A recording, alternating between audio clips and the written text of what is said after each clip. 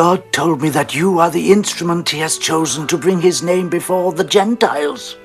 Can you let me see again? The Lord Jesus, who appeared to you on your way here, has sent me so that you might regain your sight and be filled with the Holy Spirit.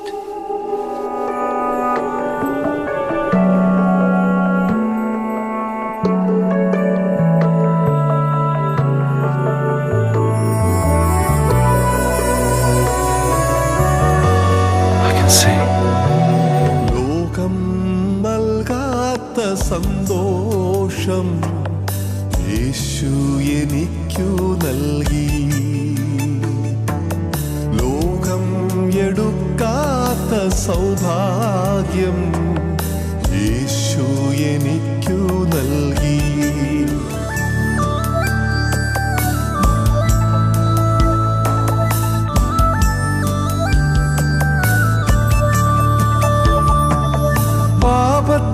പാപത്തിനാഴത്തിൽ ഞാൻ വീണപ്പോൾ, ലോകത്തിൻ മോഹത്തിൽ മുഴുകിയപ്പോൾ, പാപത്തിനാഴത്തിൽ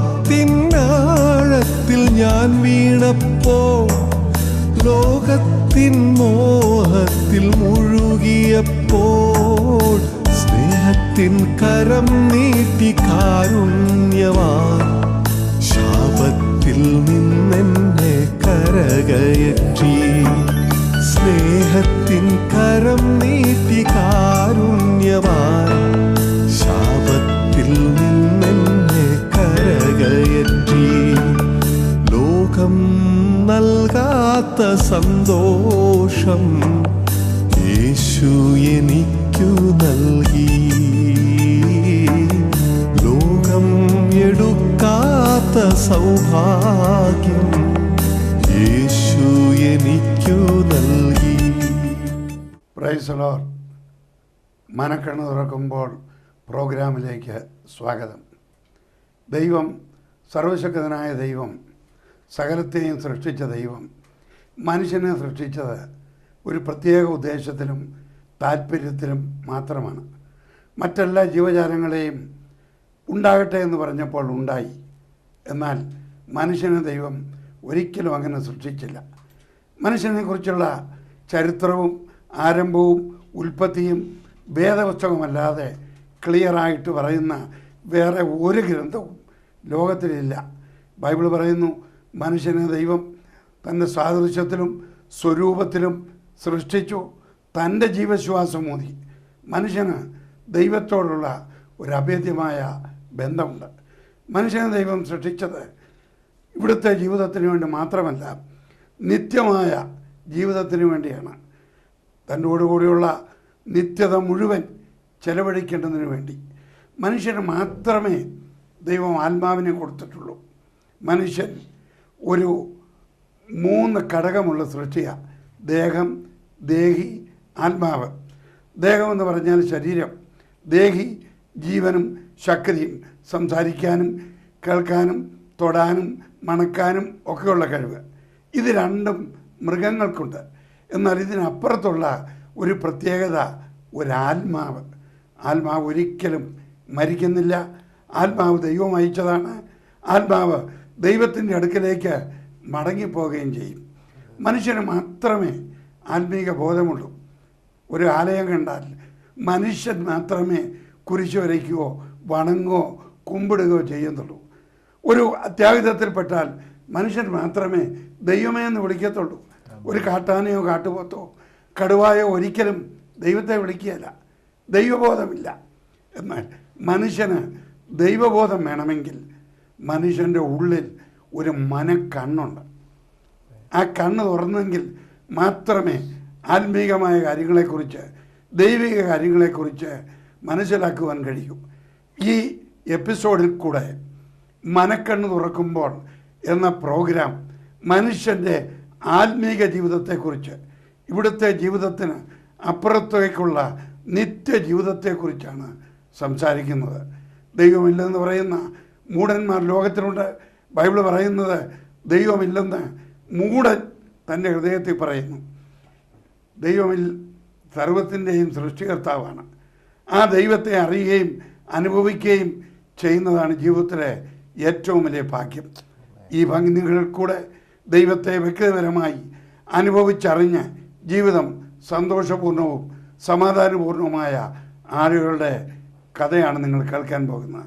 ഇന്ന് നമുക്ക് പ്രത്യേകമായിട്ട് Vakathanam സ്വദേശിയായി orthodox ബാക്ക്ഗ്രൗണ്ടിൽ ജനിച്ച് വളർത്തപ്പെട്ട വിനോദ് എന്ന് പറയുന്ന ഒരു യൗവനക്കാരൻ്റെ ജീവിതാനുഭവം, ജീവിത സാക്ഷ്യം. ഒരു പ്രസംഗത്തെ വേറെ പ്രസംഗം കൊണ്ട് ഖണ്ഡിക്കാം, ഒരു തത്വത്തെ വേറെ തത്വം കൊണ്ട് ഖണ്ഡിക്കാം, ഒരു ഉപദേശത്തെ വേറെ ഉപദേശം കൊണ്ട് ഖണ്ഡിക്കാം, ഒരു തിയറിയെ വേറെ തിയറി കൊണ്ട് ഖണ്ഡിക്കാം.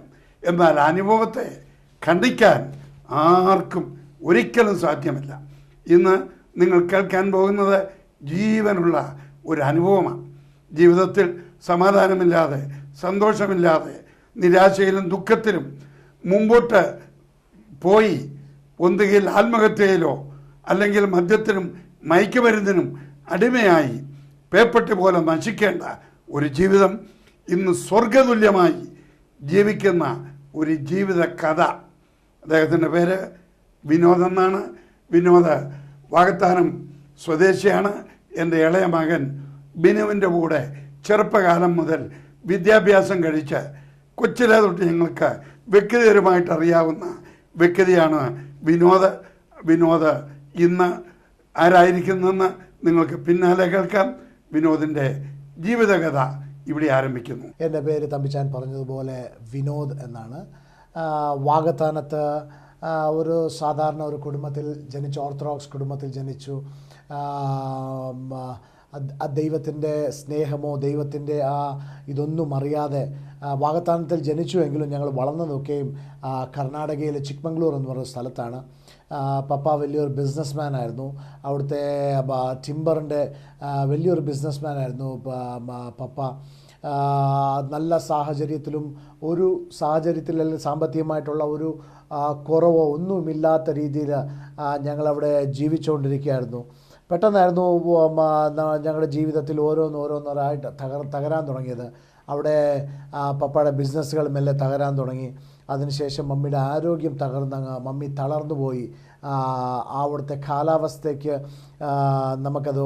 കാലാവസ്ഥയ്ക്ക് പോകാൻ പറ്റാതായപ്പോൾ ഞങ്ങൾ പിന്നെ എല്ലാവരും കൂടെ കേരളത്തിലേക്ക് ഷിഫ്റ്റ് ആകുമായിരുന്നു. കോട്ടയത്തേക്ക് ഞങ്ങൾ കുടുംബമായിട്ട് എല്ലാവരും മടങ്ങി വന്നു. ഓരോന്നോരോന്നായിട്ട് ഞങ്ങളുടെ ജീവിതത്തിൽ തകർച്ചയിലേക്ക് പോവുകയായിരുന്നു. പിന്നീട് സാമ്പത്തികമായിട്ടുള്ള എല്ലാ തകർച്ചയിലേക്ക് കടന്നുപോയി. മമ്മിയുടെ പിന്നെ തളർച്ച പിന്നെയും അധികമായിട്ട് മമ്മി ഒരു 6 വർഷത്തേക്ക് തളർവാദിയായിട്ട് കട്ടിലേൽ കിടക്കേണ്ടി വന്നു. പക്ഷേ ദൈവം അത്ഭുതം ചെയ്തു, മമ്മിയെ സൗഖ്യമാക്കി എഴുന്നേൽപ്പിച്ചു. എങ്കിലും ദൈവത്തിൻ്റെ സ്നേഹത്തെ അറിയാനോ തിരിച്ചറിയാനോ ഞങ്ങൾ ശ്രമിച്ചില്ല. ഞങ്ങളത് ദൈവമാണെന്നോ ഇല്ലെങ്കിൽ ദൈവത്തിൻ്റെ കരുതലായിരുന്നു എന്നുള്ള ഒരു ചിന്തയൊന്നും ഇല്ലാണ്ട് പിന്നെയും സാധാരണമായിട്ടുള്ള ഒരു ജീവിതത്തിലാണ് ഞങ്ങൾ കടന്നു പോയിക്കൊണ്ടിരിക്കുന്നത്. പക്ഷേ ദൈവം ഒരാളെ കണ്ടാൽ ദൈവം അത് ഏത് വിധേനയാണെങ്കിലും ദൈവം ഓരോരുത്തരെയും സ്പർശിക്കുമെന്നുള്ളതിൻ്റെ ഏറ്റവും വലിയൊരു തെളിവാണ് ഞാനും എൻ്റെ കുടുംബവും എന്ന് പറയുന്നത്. ദൈവം ഒരാളെ സ്നേഹിക്കുന്നുവെങ്കിൽ, ദൈവം ഒരാളെ കണ്ടിട്ടുണ്ടെങ്കിൽ ആ കർത്താവിൻ്റെ ആ സ്നേഹത്തിൽ നിന്ന് മാറിപ്പോകാനോ ഓടിപ്പോകാനോ ആരെ കൊണ്ടും കഴിയത്തില്ല. ആമേൻ, ഹല്ലേലൂയ. ഇന്ന് എന്നെ കേൾക്കുന്ന പല വ്യക്തികളുണ്ടാകാം, കുടുംബങ്ങൾ ഉണ്ടാകാം. ആ കുടുംബത്തിൻ്റെ അകത്ത് ഓരോ രീതിയിൽ തകർച്ചകളും രോഗങ്ങളും ഓരോ പ്രശ്നങ്ങളിൽ കൂടെയും കടന്നു പോകുന്നുണ്ടാകാം. പലപ്പോഴും ദൈവം നിങ്ങളെ സൗഖ്യമാക്കിയിട്ടുണ്ടാകാം. പക്ഷേ ദൈവത്തെ തിരിച്ചറിയുക എന്നുള്ളതാണ് നമ്മുടെ ജീവിതത്തിൽ പലപ്പോഴും ദൈവം ആഗ്രഹിക്കുന്നത്. നമ്മളെ തകർത്ത് നശിപ്പിക്കാനോ ഒന്നും അല്ല ദൈവത്തിൻ്റെ ഉദ്ദേശം. പക്ഷേ ഞങ്ങൾ അറിയാതെ പോയതാണ് ഞാൻ ഇന്ന് നിങ്ങളോട് പറയുന്നത്. ഞങ്ങളത് അറിഞ്ഞിരുന്നെങ്കിൽ, എത്രയോ വർഷങ്ങൾക്ക് മുൻപേ ഞങ്ങൾ അറിഞ്ഞിരുന്നെങ്കിൽ എത്രയോ വലിയ ഒരു കാര്യമായിരുന്നു എന്നുള്ളത് ഞാൻ എപ്പോഴും ചിന്തിക്കാറുണ്ട്. പപ്പായൊക്കെ ആ ബിസിനസ്സിൽ നഷ്ടപ്പെട്ടു പോയ സമയത്ത് എത്രയോ സുവിശേഷകന്മാർ പപ്പായുടെ അടുത്തൊക്കെ സുവിശേഷം പറഞ്ഞു വന്നിട്ടുണ്ട്. പക്ഷേ ആ ദേശത്ത് വഴക്ക് പറഞ്ഞ് ഓടിപ്പിച്ചതല്ലാണ്ട് ഒരു സുവിശേഷം അറിയാനുള്ള ഹൃദയമോ യേശുവിനെക്കുറിച്ച് അറിയാനോ, യേശുവിൻ്റെ കർത്താവിൻ്റെ വേല കൊടുക്കുമായിരുന്നു. പല മിനിസ്ട്രികൾ വഴികൾക്കും ഒക്കെ അയച്ചു കൊടുക്കുമായിരുന്നു. പക്ഷേ യേശുവിനെ രക്ഷിതാവായിട്ട് സ്വീകരിക്കാനോ യേശുവിനെ സ്വന്തം കർത്താവായിട്ട് സ്വീകരിക്കാനോ പപ്പായി ഇതുവരെ മനസ്സ് കൊടുത്തിട്ടില്ലായിരുന്നു. പക്ഷേ ഞാൻ എപ്പോഴും ആഗ്രഹിക്കാറുണ്ട്, ഈ തകർച്ചയിലൂടെ കടന്നു പോകുമ്പോൾ നമ്മൾ ഒരിക്കലും ആ ദൈവത്തെ നോക്കാനോ ദൈവത്തെ അന്വേഷിക്കാനോ നമ്മൾ കടന്നു പോകത്തില്ല. ഇന്ന് പാരമ്പര്യങ്ങളിലോ ഏതെങ്കിലും ആയിക്കോട്ടെ, ഈവൻ പെന്തക്കോസ്റ്റൽ ഫാമിലിയിലായിക്കോട്ടെ, കർത്താവ് നമ്മളെ സഹായിക്കാൻ ഉണ്ട്. അതേ കേരളത്തിൽ ഞങ്ങൾ വന്നു, വിദ്യാഭ്യാസം തുടർന്നു പോവുകയായിരുന്നു. പക്ഷേ ഞാൻ നോക്കും, ഞങ്ങൾ പഠിച്ചു, ഞങ്ങൾ ജസ്റ്റ് ഒന്ന് അളന്ന് നോക്കിക്കഴിഞ്ഞാൽ എനിക്ക് പറയാൻ കഴിയും, ഇവിടെ വന്നു, വീട് മേടിച്ചു, പിന്നെയും ആ വീട് വിറ്റു, വാടക വീട്ടിലായി. പിന്നെ പപ്പ മരിക്കുമ്പോൾ എൻ്റെ 16-ാമത്തെ വയസ്സിൽ പപ്പ മരിക്കാനുള്ള കാരണം എന്നാ പറ്റി? പുള്ളി ആകെ ടെൻഷനും ടെൻഷനും കൂടിയിട്ട്, കാരണം നല്ലൊരു നിയർലി ഞാനൊരു 5ാം ക്ലാസ്സിലൊക്കെ പഠിക്കുമ്പോൾ ഞങ്ങൾക്കൊരു ടിമ്പർ മർച്ചൻ്റ് പപ്പ ആയിരുന്നപ്പോൾ 5 കാറും ലോറിയും ഒക്കെ ഉണ്ടായിരുന്ന മനുഷ്യനാണ്.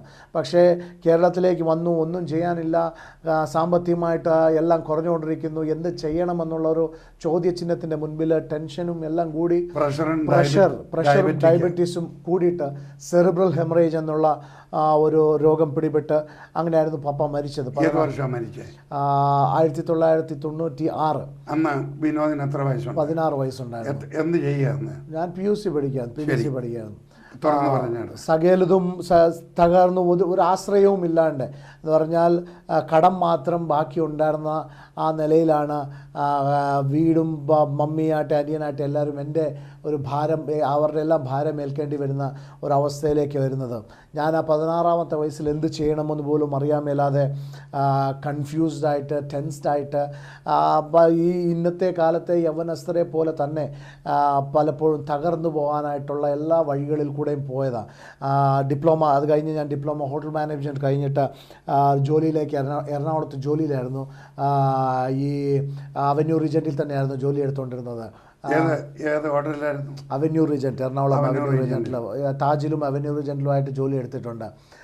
ജോലി എടുത്ത സമയത്തും കടങ്ങൾ പിന്നെ കൂടുകയല്ലാണ്ട് കടം ഒരിക്കലും കുറയുന്നതായിട്ട് വരത്തില്ല. ഒരു പ്രത്യേകത, കടം കയറിക്കഴിഞ്ഞാൽ പിന്നെ അത് എത്ര ശ്രമിച്ചാലും അത് കുറയത്തില്ല, അത് പിന്നെ കൂടുകയല്ലാണ്ട് പിന്നെ കുറയത്തില്ല.